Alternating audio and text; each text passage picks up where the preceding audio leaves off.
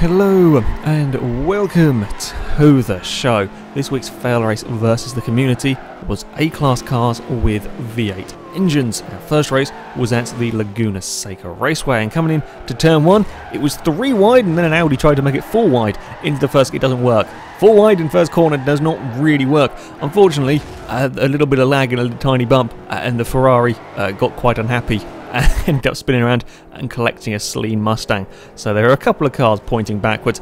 Yeah, there was a little bit of lag going on in this race, which is never particularly helpful. My Shelby Series 1 had survived the opening few corners, and I was giving chase to the leader, who had a phenomenally fast Mustang in a straight line, but it really struggled around the corners. I could make up a huge amount of time through the corner, but then even coming up this fairly short straight up the hill, the Mustang was far too quick for the Shelby. Fortunately for me, ran a little bit wide through the next corner. I saw my opportunity, not wanting to get held up. We managed to go too wide through that. That's a scary place, going too wide. If I'm not an ideal place for really overtaking. There were many Ferraris in this opening race. Normally, we had pretty damn good variety, even in this session, but there were a lot of 355s in this particular race. It was just a popular car for this one, as one makes a move on a Ferrari California. These two are phenomenally evenly matched in a straight line. I think I've seen 2 different cars so evenly matched when it came to a straight. The California is thinking about it, has a look at the inside into turn 1, but just doesn't quite have the brakes to get it stopped, and the 355 can get the position. I said the Mustang very quick in a straight line, but was struggling a little bit as an Audi RS2 catches up and has a think about making a pass at the same place as I did. The Mustang ran a little bit wide. The Audi, though, couldn't quite carry enough corner speed. The Mustang can keep the position, and even after a slightly dodgy corner and not a particularly long straight, you can see the gap the Mustang can make to the car behind. The Audi's thinking of doing the spectacular around the outside at the top of the corkscrew. That's certainly not an easy manoeuvre to pull off. But in the end, the Mustang just runs out of grip trying to fend off the Audi, and then runs a little bit wide, doing a bit of rallycross for good measure. And the Ferrari 355 goes past as well. The Ferrari is then on the tail of the Audi. You want to get past him fairly quickly. Unfortunately, the replay goes all laggy, and I don't know what was going on. Had a little bit of internet troubles with this particular session. In the middle of the pack, things were very busy. There wasn't a huge amount of changing of places with this lot, but they were often very close together with a large group of cars here. You can see there was decent diversity in this. There's a Mercedes 190e, a 355, a California, there's a Hemi Cuda in the background, there's a Ford GT40 lying around as well. So yeah, we had some decent variety going on in this race, and as you can see, there was a long queue of cars all lined up on the track. It's always good to see some variety in these races. The Mustang was still dropping places with another Ferrari 355 trying to make a move, but it is difficult to overtake a car that has such a huge amount of straight line speed. You have to get quite creative if you're going to find a way past. I mean, as you can see, the 355 is so much faster through the corners, but of course, whenever it comes to a corner, the Mustang, or the car that's fastest in a straight line, has such a big lead here. Just up that shortish straight, the Mustang had pulled a humongous lead. Fortunately for the Ferrari, the Mustang ran a little bit wide through the next corner, and even though he was miles ahead coming up to the corkscrew, it was the 355 that did the spectacular overtake around the outside at the top of the corkscrew and manages to get the manoeuvre done. That is a pretty damn tough place to get an overtake done there, so well done to the Ferrari for getting past on that one. And then the Mustang's out a little bit wide again, certainly struggling for grip in that car. This group were at it for, well, most of the latter part of the race. The California was trying to find his way past the 355, was caught by the Hemi Cuda that had a lot more straight line speed as they go over the hill towards turn 1. Things get a little bit scary as the Cuda locks his brakes up, starts going sideways in the braking zone. That's never a good sight, to have a car alongside you that's kind of going sideways and skidding around in the braking zone. That's a very scary thing. The Cuda can't quite get it stopped quick enough into the first corner, but makes a little bit of room into the next one. The Celine Mustang then fires up the inside as well to get the position. And the California isn't quite finished yet, though, as they round the next corner. The Celine's a bit out of shape and a little bit wide. The Ferrari's now trying to find a way back. Laguna Seca is a pretty good track for overtaking into the next corner. The California's having a bit of a look at the inside, can't quite get it done. The 355 has had a little bit of a rest from the cars behind. This next corner you can do overtaking at. It is a scary place to do it. The California has a go, but can't quite make the move stick. I don't know if it's just a laggy replay or if they actually touched through that corner. They both got away with it though. There was no harm done. You could see, I try my best to avoid laggy replay, but I can't do a huge amount about it. The Ford was joining in the fun as well, had a bit of a dive on the California, but couldn't do anything with it. The Ferrari then goes the long way round at one of the corners. The Celine's going sideways, but it puts the Ferrari on the inside for the next corner to get the position, and that's a pretty damn impressive manoeuvre as well, to have held it all the way around the outside of a sliding Mustang to get the position as they come into the final corner. California has the line, and the Celine Mustang and the Ford GT40 can do nothing about it. And while all of that excitement was going on, I was at the front calmly with about a 5-second gap back to the car behind without too many issues in my Shelby Shelby Series 1, I do apologise. Yeah, I survived the chaos at the start, and this was a really very nice car to drive. It's a lovely easy vehicle. What certainly wasn't the quickest here at a straight line. It struggled on straight line speed, but was an absolutely lovely car through the corners. So it was a victory for the Shelby. Second place went to a Ferrari 355, and I believe in third place was another Ferrari 355. Our second race, and we went to the Silverstone circuit. We were using the GP layout for this one. Turn 1 is another fairly fast corner, this one, where you often end up seeing cars 2 and 3 wide. A few vehicles escaped the tracks. There were no major incidences, though, in turn 1 here, which is always nice to see. Maggotts and Beckett's is quite scary on the opening lap. This Shelby Daytona we're following slides past 2 cars into the first section of this track. There's an M1 slightly out of position. The Shelby is right on the tail of, I think it's the Unicorn M3 GTR as they run onto the back straight. A Chevy Nova blast past absolutely everything. That Chevy thing was quite ridiculous in a straight line, vanished off up the road. The Shelby was on the tail of a BMW, thinks about going around the outside of this particular corner, can't quite get it done. There's a Mustang running a little bit wide. The Shelby gets a great exit, but he is on the outside for the next corner, which means it's a lot of work to get the manoeuvre done, but sure enough, he can go around the outside of the BMW as a sliding Mustang in front is a little bit slow off the corner, and that's 2 positions in 1 corner. And another very good opportunistic overtake there from the Shelby Daytona, and that's going to get overtake of the evening. That was a good spot to see that one coming. The M3 would be in a race-long battle with the Ferrari 360. There is a Mustang in this group as well. That is, they try and go 3 wide through Maggotts. I've seen cars go 2 wide. 3 wide is ambitious. 3 wide is very ambitious through that particular part of the course. The Nova gets a big slide on the exit of the corner. Not that it really matters, it's going to vanish once it gets onto the straight. And the Mustang is also far quicker than both the BMW and the 360. There goes the Mustang up towards the next corner. Silverstone can be a little bit of a pain of a track to build a car for, because there are lots of corners that you want decent grip for. There are fairly fast corners that you want to have, and especially the last section is quite a few slow corners. You want to have good grip on, but there are a couple of long straights that extra straight line speed can come in very handy, as you saw with the Nova just blasting past stuff. The BMW was trying his best to fend off the Ferrari, and manages to keep it on the inside for this very, very long corner, but just doesn't quite have the straight line speed. And the BMW was struggling with that lack of straight line speed, and the Ferrari would get the position as they come through the next corner. It was all very crowded in that particular area of track.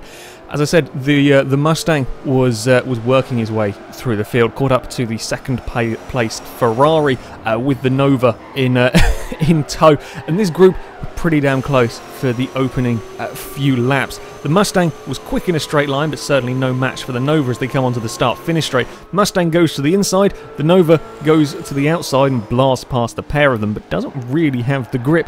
It's almost 3 cars into the same piece of road. Through turn 1, the Ferrari tries to stick it in the middle can't quite make it work. The Nova can just accelerate everything into the next corner. However, it's not quite over yet. As you run through Mags and Beckett's, the 355 gets brave, goes around the outside of the first part in a pretty damn good overtake to get a car around there and not run into everything when everybody's running quite so close. The Ferrari tries to go around the outside of the Nova, but there's absolutely no point coming onto this straight. The Mustang got a little bit sideways, just lost a little bit of time coming onto the straight, so wasn't quite in a position to challenge the Ferrari at that particular moment, but it wouldn't be long before the Mustang would have another go at this overtake. All the while, the Ferrari and BMW were fairly close behind, ready to pick up the pieces if anything wrong.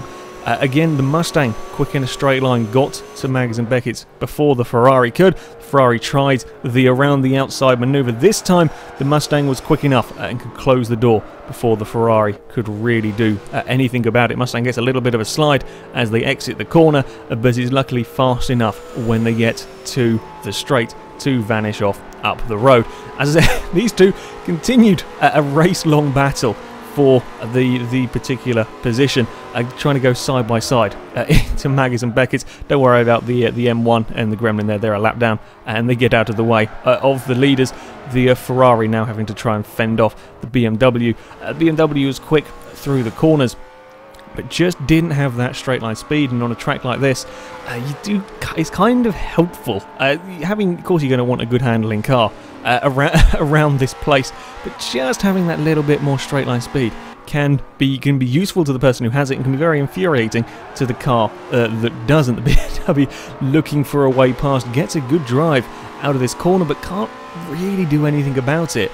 Just a little bit too far back at this point. The Ferrari gets a tiny bit of a nudge as they come, although I'm not entirely sure if that wasn't a little bit of lag as well. It's very hard to tell sometimes with these, but the Ferrari runs wide on the exit, allows the BMW out the inside. The 355 is coming to join in the fun as we have a three-way drag race down the back straight. The 360 on the inside here has kind of got the line. The 355 tries the rallycross route and promptly gets what he deserves as they come out to the other side, and three cars into the same piece of track don't quite work out so well. In the end, the BMW gets the position. And at the front, it was to be another Shelby that would take the victory. This time, a Shelby Daytona that would drive off in the front of the field. I would clip the back of the Nova on the opening lap and completely ruin the Series 1. It turns out a broken engine, or a slightly broken engine in the Series 1, is not good at all because they don't have very much power to start with. It was the Daytona for the victory. The Nova would come in second, and I believe the Mustang would be in third. Our third and final race would go to the Hockenheim full circuit. Scary first corner, this one, a nasty turn one with lots of big V8 cars going into it. Most of them made it through okay. I don't quite know, again, I think there's a little bit of lag and a small bump further back as we see a Ford and a Challenger spin across the track. I was battling with a Panos as we go into the next corner. The Panos tries to do the cutback on the Shelby, ends up out very wide and incredibly sideways. I keep the position for now, but it's not really much good to me. The Panos will absolutely blast past me in a straight line. As much as I love this Series 1, absolutely great car to drive, has very little straight line speed. Under braking into the hairpin, I get things a bit wrong with a big lockup of the back wheels. I do get it stopped, unlike the Alpha in front that didn't get it stopped. I tried a bit of an overtaking manoeuvre on the Panos in the end. I just couldn't do much about it. The car was just too quick in a straight line for my Shelby, and it wouldn't be long until we caught up to the leader and pulled a huge gap over the rest of the field. Like, we had a humongous lead over everybody else. The Panos tries the outside line around the BMW. I can carry so much more corner speed than the pair of them. I clipped the back of the BMW. I could just, my car was so much faster through the corners. But then we come onto this very long straight, and then these two vanish up the road. I mean, the BMW is pretty damn quick in a straight line. That Panos is ridiculous. I'm not sure how it's so fast in A-Class. It just is. The BMW's not giving out without a fight, though. Dives up the inside for the hairpin, gets his car stopped but the panels manages to do a cutback as they run towards the next corner. I'm still in there. I'm watching, waiting for there to be a bit of a coming together. Anything I can sort of make the most of. Up towards the next turn, the BMW gets brave, has a go at the inside. I think the BMW is probably the slightly better handling car, but he couldn't quite get it stopped on that occasion, and the panels has the lead. I tried to be brave around the outside of the next turn. I've got the best handling car of the three here as we come up towards the tightest and twistiest of sections. Thought about trying a manoeuvre in this corner. You can do it. It's a tough place to do any overtakes, though. Very scary, especially if you end up out wide. The BMW, those on the inside, I'm going to have a go at going the long way around the hairpin. Again, if you can keep your car around the outside here, you might be able to get to the inside for the final couple of corners. The BMW just manages to shut the door, but doesn't really have the grip or the brakes of the Shelby Series 1, so it's up the inside as we come around the final corner, and I finally managed to get second place with a little bit of a slide, and it lasted all of about 5 seconds as the BMW simply outdrags the Shelby towards turn 1. Fortunately for me, the BMW has to take such a shallow line that he can't quite get it stopped in time. Runs a little bit wide through turn 1, and the Shelby is up into second place. It was an interesting lap for the for the BMW there, and it was very good fun, even if I was struggling with the straight line speed. There was quite a lot of lag problems I had with this replay, as we have a BMW being brave through one of the fastest corners on the track. That's not a place you really want to be going side by side through. Well, if you have a car with a hell of a lot of grip, it's alright. The BMW was sliding through that corner, manages to get the position. The Corvette thought about having a look at him into the next turn, couldn't quite do anything about it. That's a good overtake. Going side by side through that corner is always terrifying, especially in what looked like quite a slidey BMW.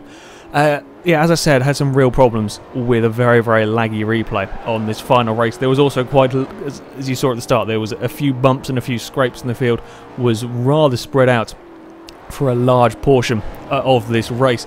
The Panos was to take victory though, and while I could keep up through the corners on the final sector, it was so fast in a straight line.